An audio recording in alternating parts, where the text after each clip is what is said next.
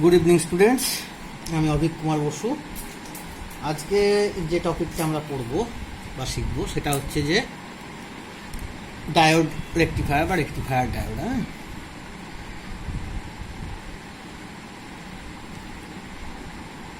Rectifier diode কেন পড়বো, কী জন্য পড়বো একটুখানি দেখা যাক। আচ্ছা, ধরে নেওয়া যাক যে আমাদের এমন কোনো ডিভাইস কিছু ইউজ করতে হবে, মেনলি ইলেকট্রনিক্স ডিভাইস, যেটার কিনা স্টেবল ভোল্টেজ সাপ্লাই চাই। পাওয়ার লিমিটের মধ্যে কিছু সার্টেন পাওয়ার লিমিটের মধ্যে স্টেবল ভোল্টেজ সাপ্লাই চাই। যেমন ধরো হতে পারে সেটা মোবাইল ফোনের পাওয়ার অ্যাডাপ্টার হতে পারে, বিভিন্ন অ্যাম্পলিফায়ার বা অসিলেটর হতে পারে, বা এমন কোনো যন্ত্র যেগুলোতে রেগুলেটেড পাওয়ার সাপ্লাই দরকার, এইসব যন্ত্র। তো এটা যদি করতে যাই তাহলে পরে কিন্তু আমাদের কাছে যে পাওয়ার সাপ্লাই আমরা পাই বাইরে থেকে, অর্থাৎ মেন লাইন থেকে আমরা যে পাওয়ার সাপ্লাই পাই সেটা আমরা ইউজ করতে পারবো না। কেন ইউজ করতে পারবো না এক্ষুনি দেখতে পাবো। তো আমাদের তার জন্য চাই একটা রেগুলেটেড পাওয়ার সাপ্লাই। তো ধরে নেওয়া যাক এটা একটা mobile phone adapter. Basically mobile phone নয়, এটা অ্যামাজন ফায়ার স্টিকের একটা অ্যাডাপ্টার। এবং এখানে তোমরা দেখতে পাচ্ছ কিনা আমি জানি না, এখানে লেখা আছে যে এর আউটপুট, আমি একদম লাইনটা দেখাচ্ছি, এর আউটপুট দরকার 5 ভোল্ট। ঠিক আছে, 5 ভোল্ট কনস্ট্যান্ট ডিসি এর দরকার। কিন্তু আমরা যেটা পাওয়ার সাপ্লাই থেকে পাই সেটা ডিসি নয়, আমরা জানি সেটা একটা এসি। তাহলে আমরা এমন কি করতে পারি যাতে আমরা ওই এসি থেকে মানে আমরা একটা এরকম 5 ভোল্টের ডিসি পেতে পারি। তো দেখা যাক কি কি করা যেতে পারে। আমরা প্রথমে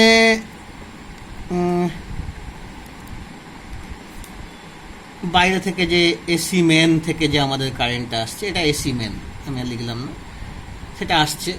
সেখান থেকে আমরা কি করব, প্রথমে আমাদের আসছে কত বাইরে থেকে, এটা ইন্ডিয়া, তার মানে আমাদের 220 ভোল্ট 50 হার্জ এই ইয়ার স্পেসিফিকেশনের পাওয়ার আমরা পাচ্ছি। আমাদের কত দরকার বললাম এইমাত্র মোবাইল ফোনটা দেখিয়ে, 5 ভোল্ট ডিসি দরকার। সাপোজ আমি মোবাইল ফোন অ্যাডাপ্টারটাকে নিয়েছি, আরও অনেক যন্ত্রপাতি হয় যেগুলো আলাদা আলাদা মানে বিভিন্ন রকম রিকোয়ারমেন্টস থাকে। তাহলে প্রথমেই আমাদের দরকার একটা স্টেপ ডাউন ট্রান্সফরমার, তাই তো? স্টেপ ডাউন ট্রান্সফরমার দরকার। সেই স্টেপ ডাউন ট্রান্সফরমারটা প্রথমে কি করবে না, ওই যে আমাদের 220 ভোল্ট 50 হার্জ, এটাকে স্টেপ ডাউন করবে 220 ভোল্টটাকে করে। সাপোজ আমাদের এটা একটা 12 ভোল্টের লাইনে আনবে, 12 ভোল্টের লাইনে আনবে। ধরো যে ওয়েব ফর্মটা আমরা পাবো সেটা দেখতে হবে এরকম, যে ওয়েব ফর্মটা আমরা পাবো সেটা এখনো পর্যন্ত সেটা কি পাচ্ছি আমরা, সেটা কিন্তু আমরা এসি পাচ্ছি। কীরকম এসি পাচ্ছি, সাপোজ 12 ভোল্টের একটা এসি পাচ্ছি।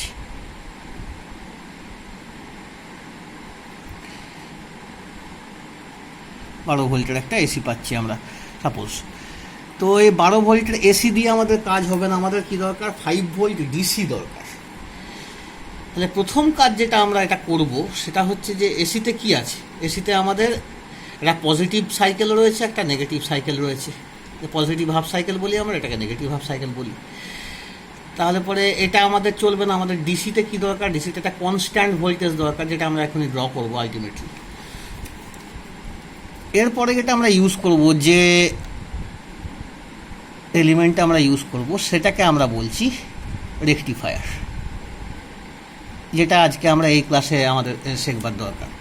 রেকটিফায়ার কি করে, আচ্ছা এই যে এটা পেয়েছি সেটা, এটা ওয়েব ফর্মটা এটা পেয়েছি। রেকটিফায়ার কি করে না, এই ওয়েব ফর্মটাকে চেঞ্জ করে আমাদের একটা এরকম ওয়েব ফর্ম দেয়।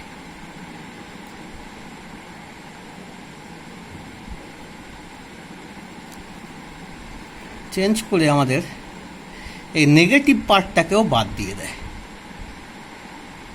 দিয়ে আমরা এরকম একটা ওয়েভ ফর্ম পাই। কিন্তু এই এই এই ওয়েভ ফর্মটার একটা আলাদা নাম আছে, স্পেশাল নাম আছে, সেটা হচ্ছে পালসেটিং ডিসি। পালসেটিং ডিসি নাম কেন? এর মধ্যে এসি পার্ট আর ডিসি পার্ট দুটোই আছে। এটা এখনও ফুললি ডিসি কিন্তু হয়নি। এই রেকটিফায়ার আমাদেরকে কী দেয় তাহলে? পালসেটিং ডিসি দেয়, যার মধ্যে এসি এবং ডিসি দুটো পার্টই রয়েছে। Very good. তাহলে পরে এটা দিয়ে এখনও চলবে না। এরপরে কি লাগাতে হবে আমাদের? এরপরে আমরা একটা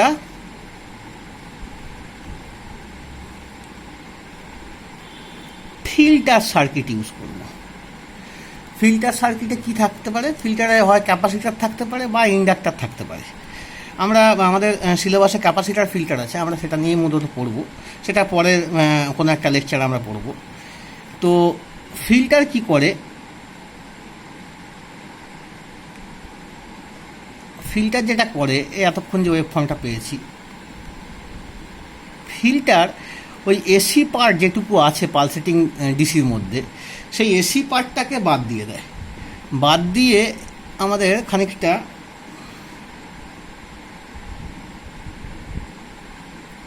এরকম একটা ওয়েভ ফর্ম দেয়। এটা পিওর ডিসি ওয়েভ ফর্ম। কিন্তু প্রবলেম হচ্ছে এখনও এখানে কিন্তু কনস্ট্যান্ট ভোল্টেজ আমরা পাচ্ছি না, ভোল্টেজের আপ ডাউন রয়েছে। তাহলে কনস্ট্যান্ট ভোল্টেজ পেতে গেলে আমাদের যেটা করতে হবে সেটা হচ্ছে আমাদের একটা ভোল্টেজ রেগুলেটর ইউজ করতে হবে। ভোল্টেজ রেগুলেটর মূলত যেগুলো হয় সেটা হচ্ছে যে জিনার ডায়োড তোমরা পরে পড়বে। জিনার ডায়োড ছাড়াও আরও আছে কিছু আইসি আছে, যেমন ধরো 7-8 সিরিজ।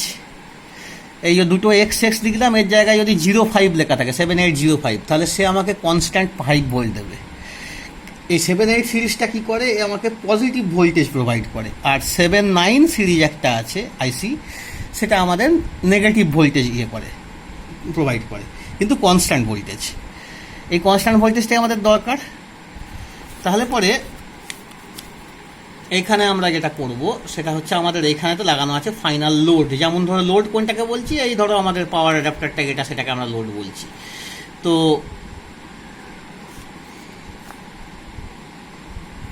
লোড, এই লোডের কাছে গিয়ে আমাদের ওয়েভ ফর্মটা কি হচ্ছে?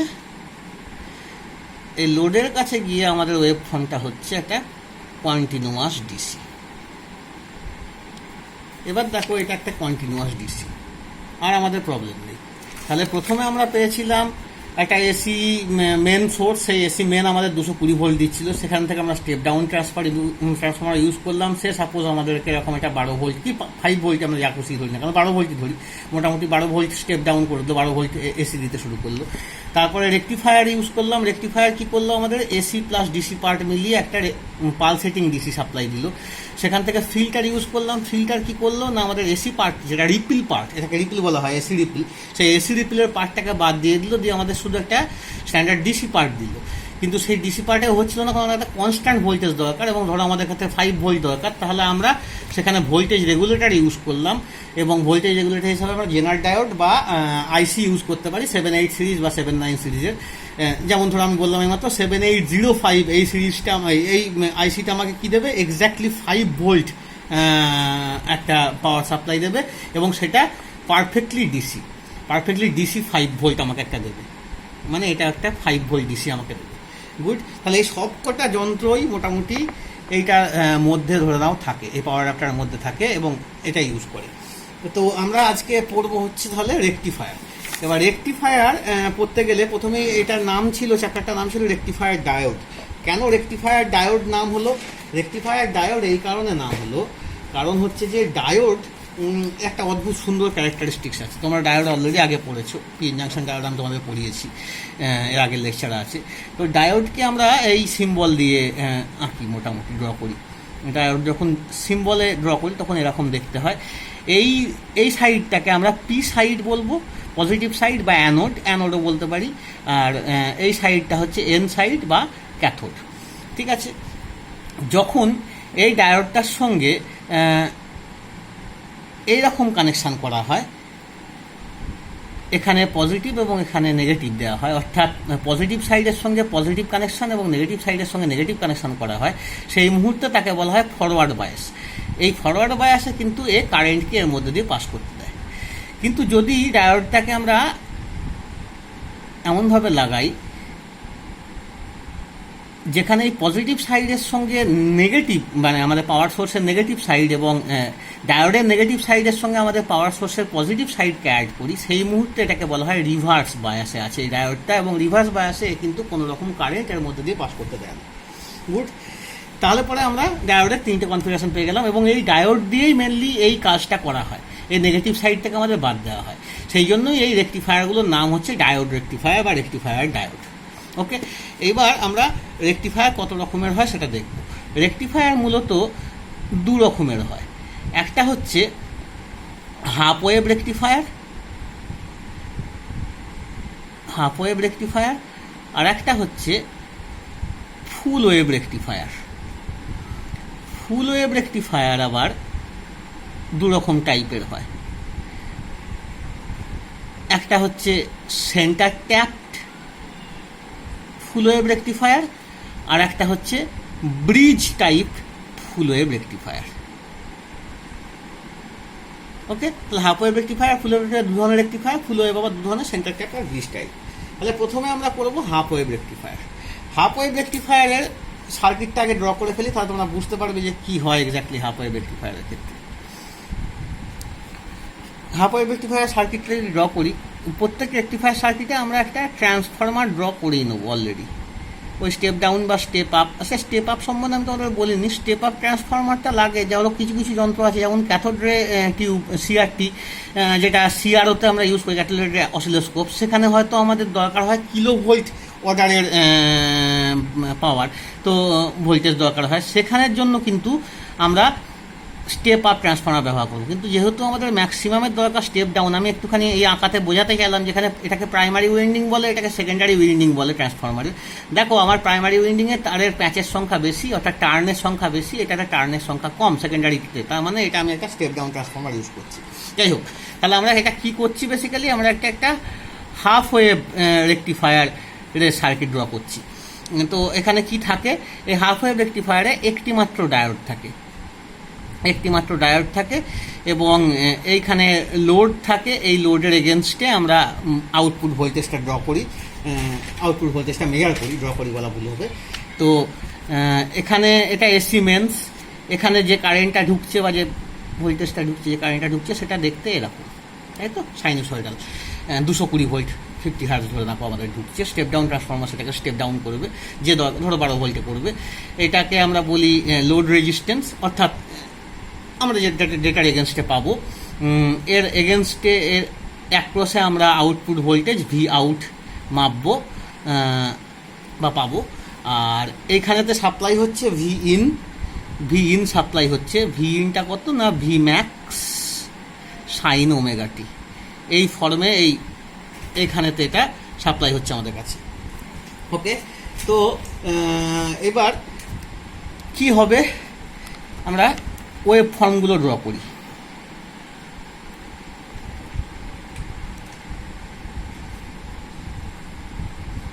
এটা হলো ভি ইনের ওয়েভ ফর্ম, কার এগেনস্টে আঁকবো আমরা, ওমেগা টি, যেহেতু এটা সাইন ওমেগা টি, মানে সাইন থিটা, ধরো থিটাটা এখানে ওমেগা টি, তাহলে সাইন থিটার ওয়েভ ফর্ম কীরকম দেখতে হবে আমাদের, আমরা সবাই ছোটোবেলা থেকে জানি এটা সাইন থিটার ওয়েভ ফর্ম এরকম দেখতে হয় মোটামুটি।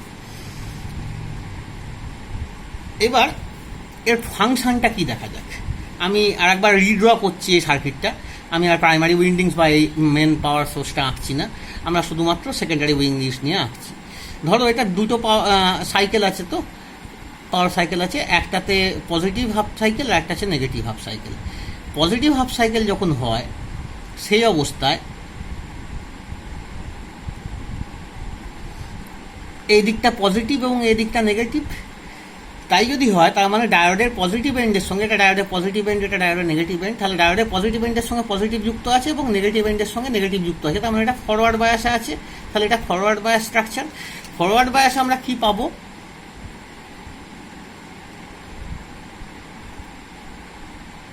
এটা কিন্তু ভি ইন এর সঙ্গে ছিল ইনপুট ভোল্টেজ, এবার আমরা আউটপুট ভোল্টেজের ফিগারটা ড্র করছি। কি হচ্ছে না, আমরা একটা পজিটিভ হাফ সাইকেল এটাকে এই ডায়োড পাস করতে দিয়েছে, তাহলে আমরা এর এগেনস্টে সিমিলার একটা পজিটিভ পাবো। এটা একটা এরকমভাবে এঁকে নেওয়া দরকার, তাতে আমাদের সুবিধা হবে।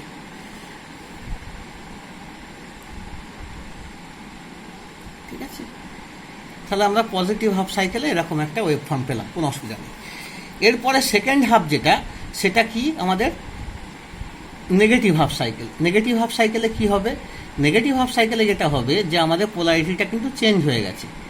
পোলারিটি চেঞ্জ হয়ে গিয়ে এই দিকটা নেগেটিভ হয়ে গেছে, এই দিকটা পজিটিভ হয়ে গেছে। তাহলে এই ক্ষেত্রে এটা ডায়োডের পজিটিভ এন্ডের সঙ্গে নেগেটিভ যুক্ত আছে, আর ডায়োডের নেগেটিভ এন্ডের সঙ্গে পজিটিভ পার্টটা যুক্ত আছে পাওয়ার সোর্সের। তার মানে ডায়োডটা কিসে আছে, রিভার্স বায়াসে আছে। রিভার্স বায়াসে থাকার ফলে এই ডায়োডটা এই মুহূর্তে কোনো কারেন্ট এখানে পাস করতে দেবে না। তাই যদি হয় তাহলে আমরা এখানে কি পাবো, আমরা এখানে একটা এরকম ফ্ল্যাট লাইন পাবো, অর্থাৎ কোনো কারেন্ট পাচ্ছি না এই জায়গাতে। আবার এর পরের সাইকেলে যথারীতি পজিটিভ হাফ সাইকেল আসবে, তার মানে এই পজিটিভ হাফ সাইকেলের জন্য আমরা পজিটিভ পেলাম, নেগেটিভ হাফ সাইকেলের জন্য আমরা কিচ্ছু পেলাম না। পরের পজিটিভ হাফ সাইকেলের জন্য আমরা আবার একটা পাবো।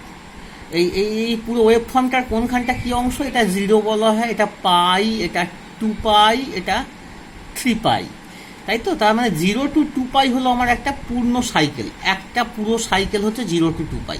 0 to পাই হলো পজিটিভ হাফ সাইকেল, পাই টু 2 পাই হলো নেগেটিভ হাফ সাইকেল। তাহলে এই যে ইয়েটা পেলাম আমরা, ওয়েভ ফর্মটা পেলাম, সেখান থেকে দেখতে পাচ্ছি আমরা যে শুধুমাত্র একটা হাফ সাইকেলে আমরা কারেন্ট পাই। সেই জন্য এই ধরনের রেকটিফায়ারকে বলা হয় হাফ ওয়েভ রেকটিফায়ার, বিকজ এর শুধুমাত্র হাফ ওয়েভ আমরা ইউজ করছি, হাফ পার্ট ইউজ করছি। এবার এখানে আর একটা ছবি আমি আঁকবো। এই যে ডায়োডগুলো আমরা ধরেছি এখনো পর্যন্ত, এই ডায়োডটা ধরেছি, এটা কিন্তু প্র্যাকটিক্যাল ডায়োড নয়, এগুলো কিন্তু আইডিয়াল ডায়োড। আইডিয়াল ডায়োড আর প্র্যাকটিক্যাল ডায়োডের মধ্যে তফাৎ কি আছে, আইডিয়াল ডায়োড আমি ধরে নিয়েছি যে যখন থেকে এখানে আমার ইনপুট ভোল্টেজ পেতে শুরু করেছি তখন থেকে আমি আউটপুটেও ভোল্টেজ পেতে শুরু করেছি, কিন্তু প্র্যাকটিক্যাল ডায়োডে সেটা হয় না। প্র্যাকটিক্যাল ডায়োডে যেটা হয়, আমি এই ছবিটাই আর একবার আঁকবার চেষ্টা করছি। প্র্যাকটিক্যাল ডায়োডে যেটা হয় সেটা আমি তোমাদের দেখাচ্ছি। প্র্যাকটিক্যাল ডায়োডে কী থাকে, আমরা এর আগের ক্লাসে পড়েছিলাম, মনে আছে হয়তো, তোমাদের নোট দিয়েছিলাম যে বেরিয়ার পোটেন্সিয়াল। একটা ডায়োডের একটা নির্দিষ্ট বেরিয়ার পোটেন্সিয়াল থাকে, যেমন ধরো জার্মেনিয়াম ডায়োডের ক্ষেত্রে 0.3 ভোল্ট থাকে, সিলিকন ডায়োডের ক্ষেত্রে 0.7 ভোল্ট থাকে। তার মানে ওইটুকু ভোল্টেজ না পেরোনো পর্যন্ত, ইনপুট ভোল্টেজ ওইটুকু ভোল্টেজকে যদি ওভারকাম না করে, তাহলে কিন্তু আমরা আউটপুটে ভোল্টেজ পাবো না। ধরে নাও এইটুকু জায়গা হচ্ছে 0.3 ভোল্ট, তাহলে আমাদের এইখানে যে ইনপুট পেলাম, আমরা আউটপুটটা কিন্তু একদম এই 0 থেকে পাবো না, আমাদের এইটুকু জায়গা বাদ যাবে। এবং সিমিলারলি এই দিকেও এই একই ব্যাপার হবে, এখানেও তাই, এখানেও তাই। আচ্ছা, এখানে তো কিছু ব্যাপার নেই, এটা পুরোটাই আমাদের নাল, এখানে কোনো ভোল্টেজ পাচ্ছি না আমরা, এটা নেগেটিভ হাফ সাইকেল। আবার যখন এখানে আসবে তখনও আমরা এরকম পাবো। তার মানে রিয়েল ডায়োডের ক্ষেত্রে কী হয়, প্র্যাকটিক্যাল ডায়োডের ক্ষেত্রে বোঝা গেল আমরা যতটা জায়গা পাওয়ার কথা ততটা জায়গা কিন্তু আমরা পাবো না, একটুখানি কম পাবো। ঠিক আছে, এবার এই হাফ ওয়েভের ক্ষেত্রে, হাফ ওয়েভ রেকটিফায়ারের ক্ষেত্রে একটা জিনিস জাস্ট জেনে রাখো, সেটা হচ্ছে একটা quantity peak inverse voltage PIV. এটা আমাদের এমনি সিলেবাসে নেই, তাও জেনে রাখো।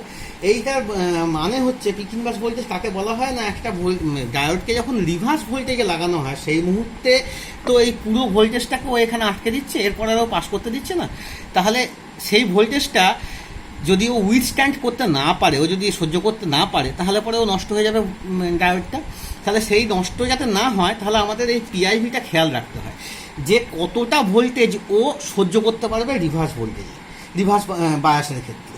ঠিক আছে, তাহলে পরে এখানে যেমন ধরো আমাদের এই হাফ ওয়েভ রেকটিফায়ারের ক্ষেত্রে এই পার্টিকুলার কনফিগারেশনে আমাদের যে ভোল্টেজটা এখানে দেওয়া হয়েছিল সেটার ম্যাক্সিমাম ভোল্টেজ কত, এই যে ভিম্যাক্স সাইন ওমেগা টি, এর মধ্যে ভিম্যাক্সটা হচ্ছে পিক ভোল্টেজ ম্যাক্সিমাম, এই যে এই পার্টটা এইটা হলো ভিম্যাক্স, তাই তো, এই ভ্যালুটা হচ্ছে ভিম্যাক্স। তাহলে এই ডায়োডটাকে সহ্য করতে হবে ম্যাক্সিমাম কত না, ভিম্যাক্স পর্যন্ত ভোল্টেজটাকে সহ্য করতে হবে। তাহলে হাফ ওয়েভ রেকটিফায়ারের ক্ষেত্রে পিআইভি কত হবে, পিক ইনভার্স ভোল্টেজ কত হবে, ভিম্যাক্স, এটা কেন সে সহ্য করতে পারে। এইবার আমরা যাব ফুল ওয়েভ রেকটিফায়ারের ক্ষেত্রে। ফুল ওয়েভ রেকটিফায়ারের ক্ষেত্রে আমাদের প্রথম রেকটিফায়ারটার নাম কি ছিল, সেন্টার ট্যাপ রেকটিফায়ার, মনে আছে নিশ্চয়ই। তাহলে আমরা সেন্টার ট্যাপ ফুল ওয়েভ রেকটিফায়ারটা প্রথমে ড্র করে ফেলি। সেন্টারটা ফুল ওয়েভ রেকটিফায়ারের সার্কিট আমরা যথারীতি ওই একই রকম জিনিস আঁকবো। এখানে সিমেন্স, এখানে ট্রান্সফরমারের প্রাইমারি উইন্ডিং, আর এখানে ট্রান্সফরমারের সেকেন্ডারি উইন্ডিং, আমি ছোট করে দিচ্ছি, কারণ আমরা একটা স্টেপ ডাউন ট্রান্সফরমার ইউজ করছি। ফুল ওয়েভ রেকটিফায়ার সেন্টার ট্যাপের ক্ষেত্রে আমরা কিন্তু দুখানা ডায়োড ইউজ করব, একটা এখানে আর একটা এখানে। আর আমরা এখানের লোডটা লাগিয়ে রেখেছি RL, এটার এগেনস্টে আমরা এটার অ্যাক্রসে আমরা কি মাপবো, আউটপুট ভোল্টেজটা মাপবো, ভি আউট। এই ডায়োডটার নাম দিলাম D1, এই ডায়োডটার নাম দিলাম D2। ওকে, ট্রান্সফরমার। ওকে, গুড। তাহলে পরে এবার এটার নাম সেন্টার ট্যাপ কেন? এর ঠিক সেন্টার থেকে এই প্রাইমারি এই সেকেন্ডারি উইন্ডিংসের ঠিক সেন্টার থেকে আমাদের আর একটা কানেকশান করা থাকে। আমি একটু এখানে গন্ডগোল রেখেছি, এটা এটা এটা স্ট্যান্ডার্ড করে দাও। লোডটা আটকানো থাকে ঠিক এর মাঝখানেতে। এতে সুবিধা কি হয়, এটা ভি আউট হবে না, ভি আউটটা হবে এখানে।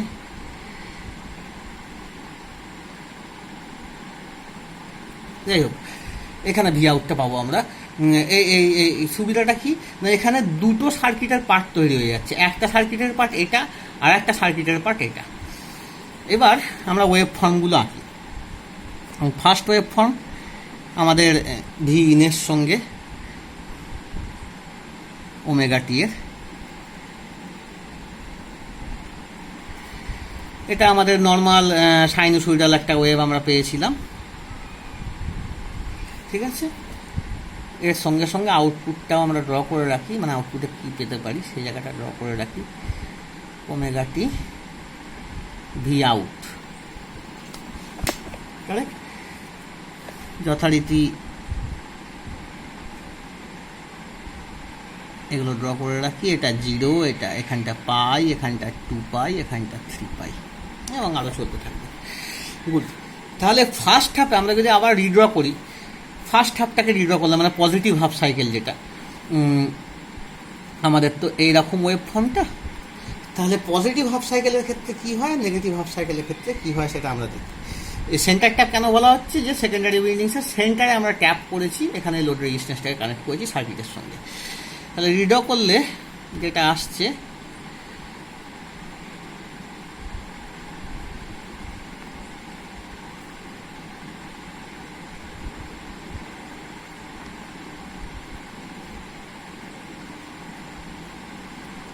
এটা diode D1 D2। Positive half সাইকেলের ক্ষেত্রে এখানটা পজিটিভ, এখানটা নেগেটিভ, এখানটা পজিটিভ, এখানটা নেগেটিভ, কারেক্ট। তাহলে পরে কি হচ্ছে, ডায়োড D1 এই মুহূর্তে ডায়োড D1 এর পজিটিভ এন্ডটা পজিটিভের সঙ্গে লাগানো আছে, নেগেটিভ এন্ডটা নেগেটিভের সঙ্গে লাগানো আছে, মানে এটা ফরওয়ার্ড বায়াসে আছে। গুড। তাহলে এখানে কারেন্ট ফ্লো করবে, এই ইয়েতে করবে। কিন্তু D2 এই মুহূর্তে পজিটিভ হাফ সাইকেলের ক্ষেত্রে D2 এর পজিটিভ এন্ডটা কিন্তু পাওয়ার সোর্সের নেগেটিভ এন্ডের সঙ্গে, ট্রান্সফরমার সেকেন্ডারি উইন্ডিংসের নেগেটিভ এন্ডের সঙ্গে, আর এর যে নেগেটিভ এন্ডটা সেটা কিন্তু ট্রান্সফরমারের পজিটিভ এন্ডের সঙ্গে লাগানো রয়েছে। তাহলে এখান দিয়ে কোনো কারেন্ট ফ্লো করবে না। এটা ফরওয়ার্ড বায়াসে রয়েছে, তার মানে এটা রিভার্স বায়াসে রয়েছে, তাহলে রিভার্স বায়াসে কোনো কারেন্ট ফ্লো করবে না, এই শুধু ফরওয়ার্ড বায়াসে। যাই হোক, কারেন্ট ফ্লো করলেও আমরা কারেন্ট পাবো, আমরা এখানে কারেন্ট পাবো, কোনো অসুবিধা নেই। এবার যখন নেগেটিভ হাফ সাইকেলটা আমরা ড্র করব, নেগেটিভ হাফ সাইকেলের ক্ষেত্রে কি হবে, এই একই সার্কিট আমরা ড্র করছি,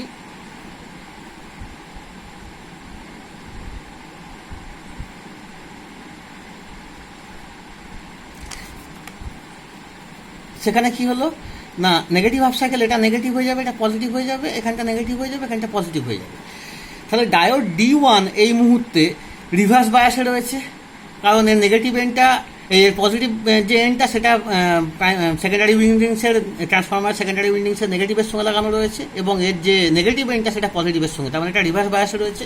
ঠিক উল্টোটা হয়েছে ডায়োড D2-র ক্ষেত্রে, এ কিন্তু ফরওয়ার্ড বায়াসে রয়েছে।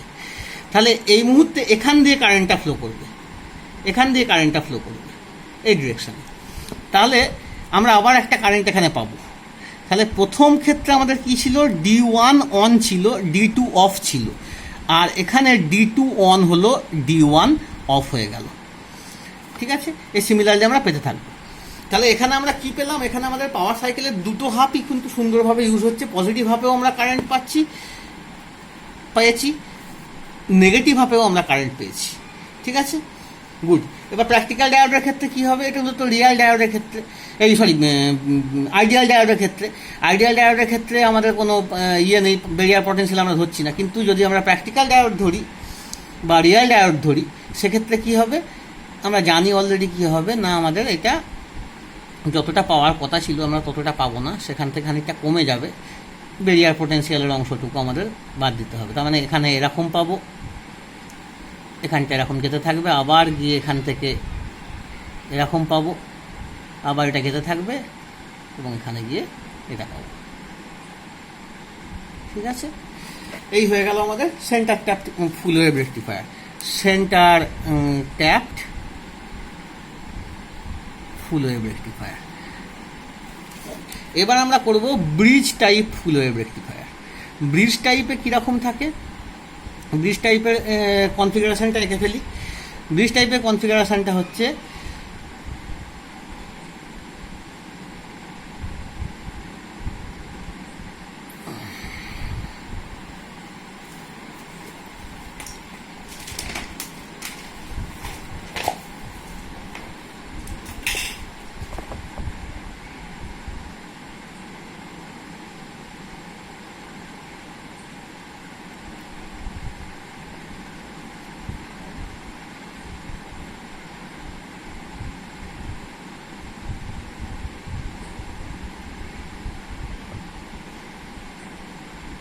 এখানে 4টে ডায়োড থাকে। ওকে, এখানে 4টে ডায়োড থাকে এবং ডায়োডগুলোকে এমনভাবে অ্যারেঞ্জ করা হয় যাতে কি না এই মুখোমুখি অর্থাৎ এই অপোজিটে যে ডায়োডগুলো রয়েছে সেগুলো একটা ডিরেকশানে, সেম ডিরেকশানে থাকে।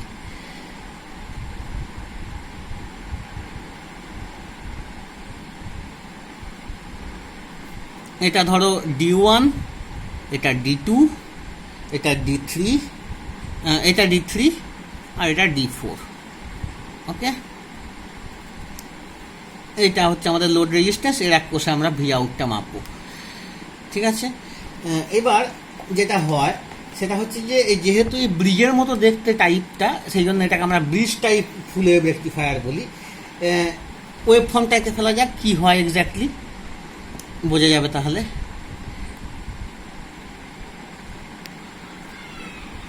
এটা input versus omega t,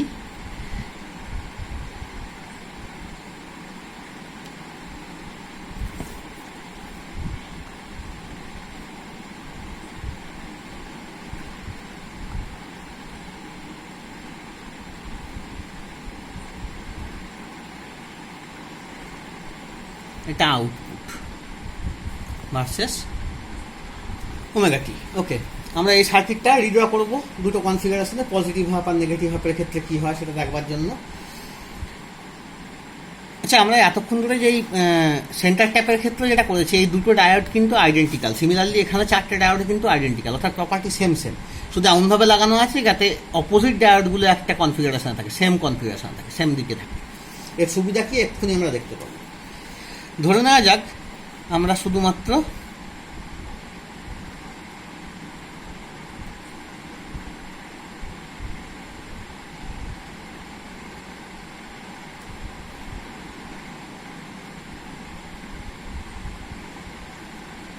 positive half সাইকেলটা কথা চিন্তা করছি।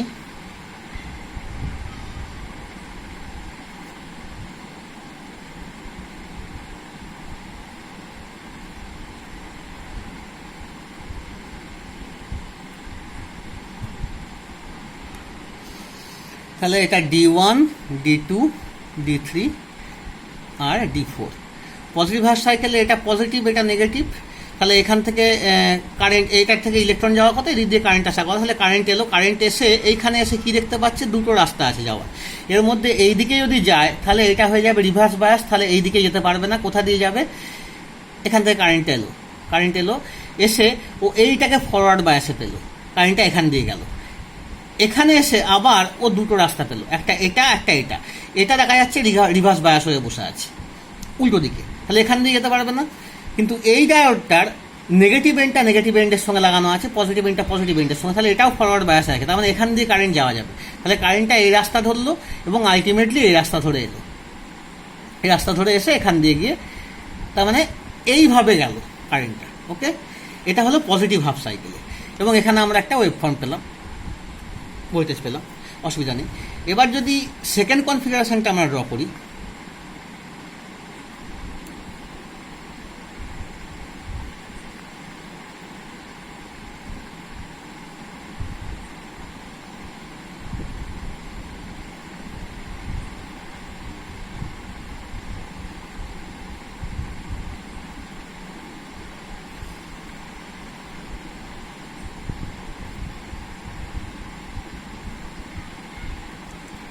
সেকেন্ড কনফিগারেশন ড্র করলাম।